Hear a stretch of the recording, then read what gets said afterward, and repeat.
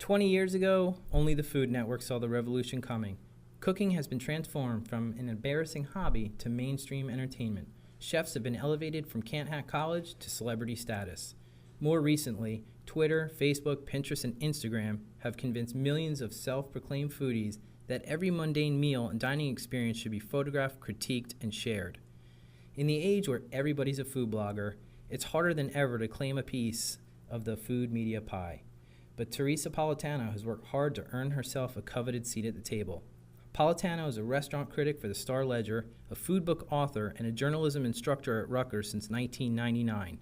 And this semester, in the first offering of her course in food journalism, she is serving up a behind-the-scenes look into professional food writing.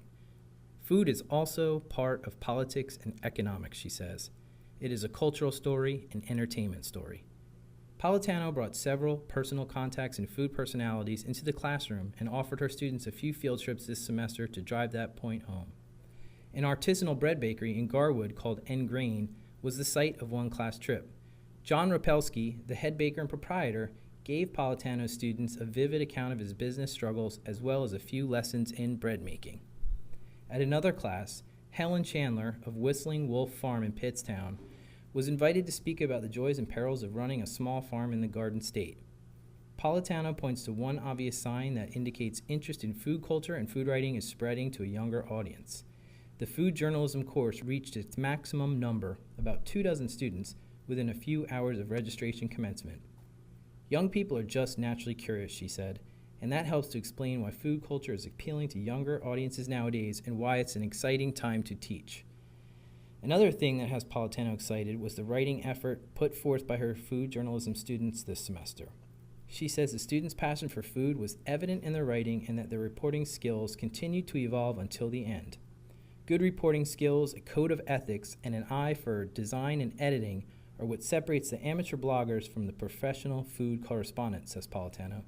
To see how that plays out on the web, Politano would point you to the food journalism class blog called the New Jersey Food Journal.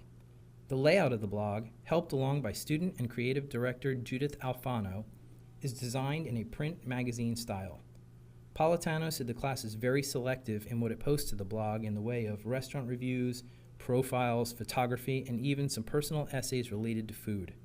We're not going to race to post just because we can, said Politano, and she continued, I want my students to think like they're submitting to the New York Times. What we're trying to create with this blog is a place to relax, engage, and think about food.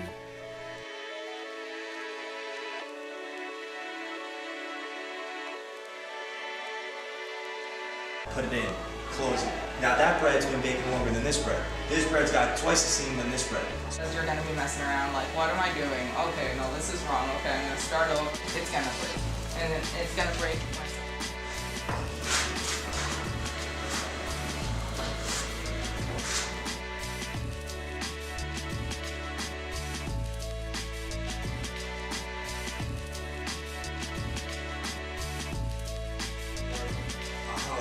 So they come in here and they get bread the day before. They go home and they freeze it immediately. And we're now a society that everything again is just faster, cheaper, bigger, quicker, better.